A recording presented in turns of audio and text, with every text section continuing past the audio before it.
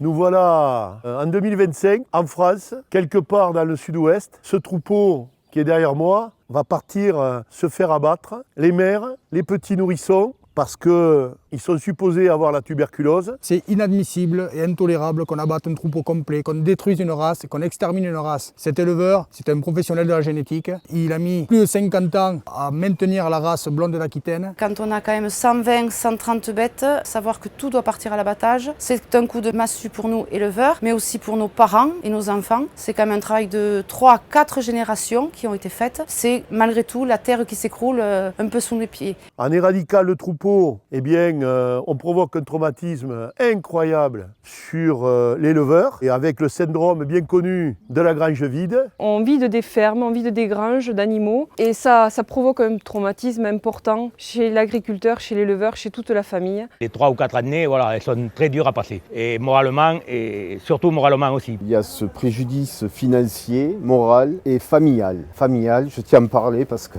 j'ai 3 filles. À la maison, c'est tube.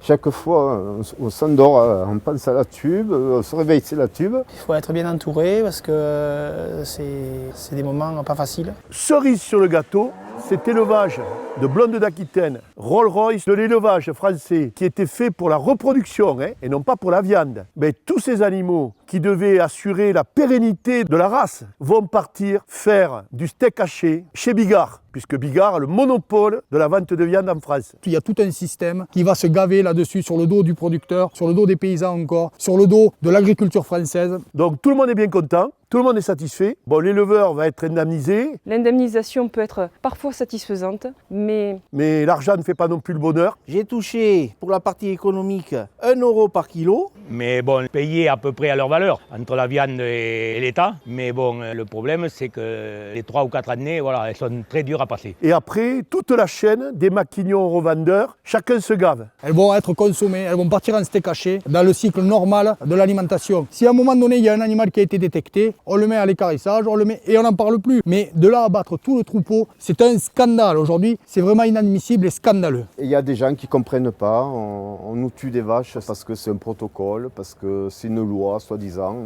Et il faut arrêter de tuer, et il faut plutôt chercher, essayer d'avoir des tests plus fiables, parce qu'on a des tests qui ne sont pas fiables. il faut abattre les animaux qui sont malades, pas les animaux sains, et il faut faire en sorte qu'il y ait une véritable politique de soutien aux éleveurs qui sont impactés et que l'on puisse éradiquer dans la faune sauvage cette maladie. 5 blaireaux sur 10 sont positifs. Ça veut dire que nous avons vraiment une épée de Damoclès sur la tête. Le blaireau est porteur, on trouve beaucoup de blaireaux tuberculeux. Quand il y a un blaireau dans un trou, en principe, toute la compagnie est tuberculeuse. Les blaireaux sont plus protégés que les vaches, c'est une honte. Si le problème vient des blaireaux, on fait une grande battue, on abat tous les blaireaux possibles et inimaginables, sans restriction, sans rien. On arrête de se poser des questions pour rien. Il faut que dans ce pays, on se remette à produire, qu'on nous laisse produire, qu'on nous laisse travailler, qu'on nous laisse en paix. Les agriculteurs savent exactement ce qu'il faut faire. Pour conclure, c'est une maladie de blaireaux qui fait vivre des blaireaux mais qui sont dans des bureaux. Point barre. Moi, ce qui me traumatise le plus, c'est que des petits veaux nés il y a 3 jours, il y a 8 jours, il y a 15 jours, vont aller se faire, entre guillemets, parce que j'aime pas ce mot, euthanasier. Non, on va les crever,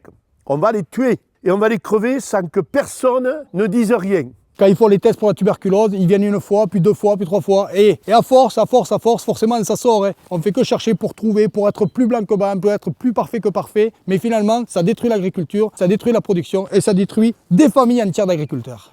Donc nous revoilà quelque part dans le sud-ouest. La grange se vide malheureusement petit à petit. Pour préserver ce grand principe à la con du principe de précaution exagéré dans ce pays et pour préserver nos facultés, paraît-il, à exporter des animaux vers les pays tiers et notamment en Europe, on abat ce troupeau. Derrière moi, il y a des petits veaux, ils vont mourir demain. Ils vont être séparés de leur mère et abattus. Et à finir à l'équarrissage, je dis bien à l'équarrissage, à la poubelle, ce gâchis monumental provoqué par une réglementation à la con, et je pèse mes mots, contribue que le territoire français se désertifie de ces animaux, de ces éleveurs. Et nous importerons évidemment la viande du Mercosur, bien sûr, comme c'est déjà largement le cas. Ce témoignage est fait pour que ce massacre des innocents cesse. Si la nature ou le bon Dieu ont mis ces animaux de ferme dans les mains de l'homme, c'est pour nourrir l'homme. Et là, on est en train de les mettre à la poubelle. Ces animaux ne sont pas malades. Ils n'ont pas la tuberculose bovine. Mais la loi, putain de loi, elle dit on éradique tous les animaux, on les tue tous. On aurait pu les garder ici, on aurait pu les mettre en quarantaine, attendre que la tuberculose peut-être se déclare et les abattre à ce moment-là. Non, on abat tout le monde. Ça me rappelle Hérode.